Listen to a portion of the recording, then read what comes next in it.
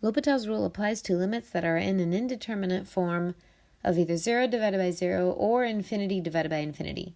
If we encounter either of these indeterminate forms, the limit cannot be evaluated as is, and it would require some additional algebraic techniques. L'Hopital's rule provides us with another option, especially when an algebraic technique is not available.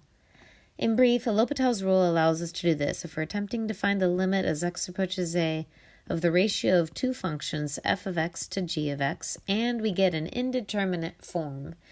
We can reevaluate the limit as x approaches a by taking the derivative of the numerator function divided by the derivative of the denominator function, and then make sure we no longer have an indeterminate form when we evaluate this new limit.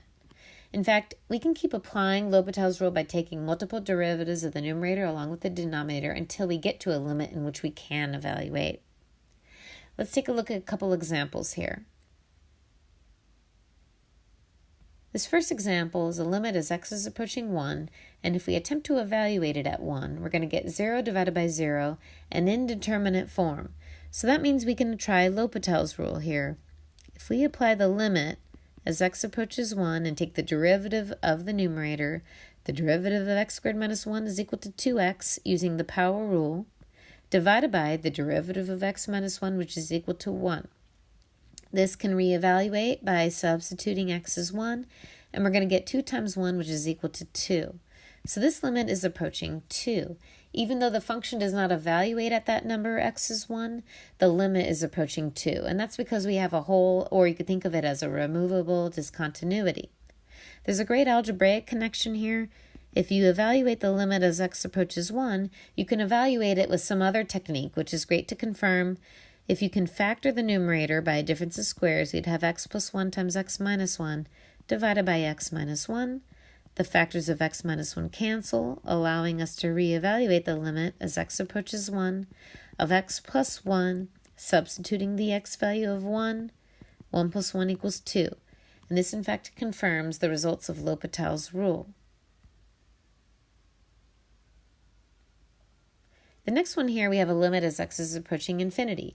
And if we substitute an x value approaching something infinitely large, the numerator is going to be approaching infinity, and same with the denominator. So we have infinity divided by infinity, which is another indeterminate form.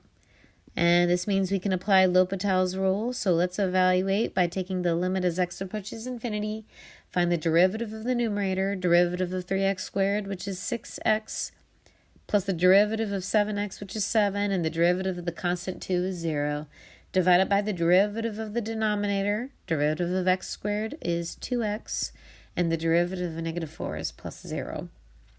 This form here, if we evaluate it as x is going to infinity, gives us infinity again, divided by infinity.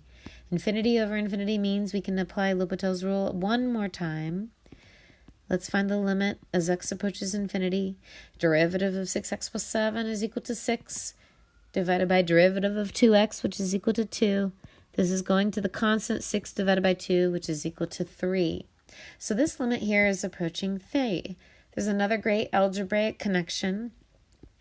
If you have this rational function and you're taking the limit as x approaches infinity and you divide by the highest degree variable of the denominator, x squared, dividing every term by x squared would allow us to look at 3 plus 7 over x plus 2 over x squared all over 1 minus 4 over x squared. Again, dividing every term by x squared to take a closer look.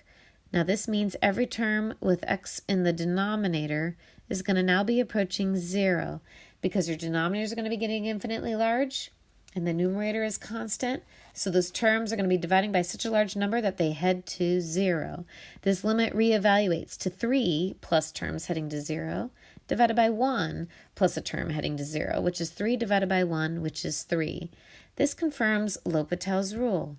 Now this also confirms another connection you might know here. If your degree of the numerator and denominator are the same, they're both degree 2, you can take a look at the ratio of the leading coefficients. 3 divided by 1 gives us 3. So in fact, this function would have a horizontal asymptote at 3. That's what we're looking for when we take a limit as x is approaching infinity.